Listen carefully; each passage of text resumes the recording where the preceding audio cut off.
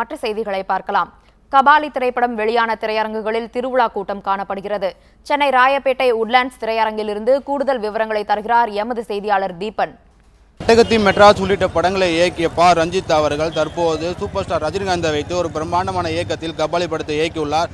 தற்போது அந்த கபாலி படம் இன்று தமிழகம் முழுவதும் மட்டுமல்லாமல் உலகம் முழுவதும் வெளியாகிறது. இந்த படத்தை காண்பதற்காக ரஜினி ரசிகர்கள் அந்தந்த பகுதியில் உள்ள திரையரங்குகளுக்கு கூட்டமாக குவிந்துள்ளனர்.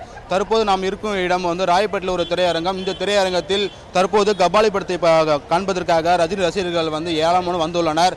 இங்கு அவர்கள் ரஜினி புகைப்படம் பொருந்திய சட்டைகள் அணிந்தும் அது மட்டுமல்லாமல் இந்த படத்தை பட்டாசுகள் வெடித்தும் ஒரு விழா கோலம் போல கொண்டாடி கொண்டிருக்கிறார்கள். அது மட்டுமல்லாமல் இந்த திரையரங்குகளே முழுவதும் சுற்றிலும் அவருடைய ரஜினி புகைப்படம் பொருந்திய பதாதைகள் மற்றும் கொடிகள், தோரணங்கள் என போன பல்வேறு வகையாக அலங்கரித்து இந்த திரையரங்கையை ஒரு கோவில் ஒரு கோலாகலமாக கொண்டாடப்பட்டு வருகிறது. அது மட்டுமல்லாமல் இந்த திரைப்படம் தமிழக வரலாற்றில் மட்டுமல்லாமல் தமிழக சினிமா துறையில் ஒரு மைல்கல்லாக அமையும் என ரஜினி ரசிகர் மத்தியில் தெரிவிக்கப்படுகிறது. பழையமாறு செய்திகளுக்காக ஒளிப்பது கற்பியாவுடன் தீபன்.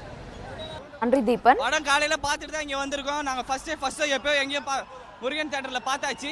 படம் மாசா வந்திருக்கு.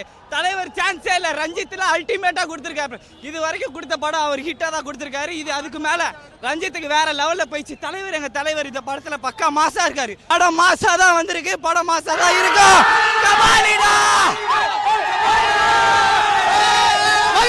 தலைவர் எல்லா படத்தோட இந்த படத்துல அவ்வளவு அருமையா இருக்காரு. ரஞ்சித் மூவி அப்படின்னு போய் படம் பார்த்தீங்கன்னா படம் ரொம்ப சூப்பரா இருக்கும். கை தட்டுறதுக்கு எங்கெல்லாம் நீங்க யோசிக்கவே வேணாம். படம் ஃபுல்லா கை தட்டிட்டே இருக்கலாம். எங்க தொண்டையை பார்த்தாவே உங்களுக்கு தெரியும். படத்துல கத்திக்கிட்டே இருக்கலாம். எப்பயுமே தலைவர் தான் தலைவர்.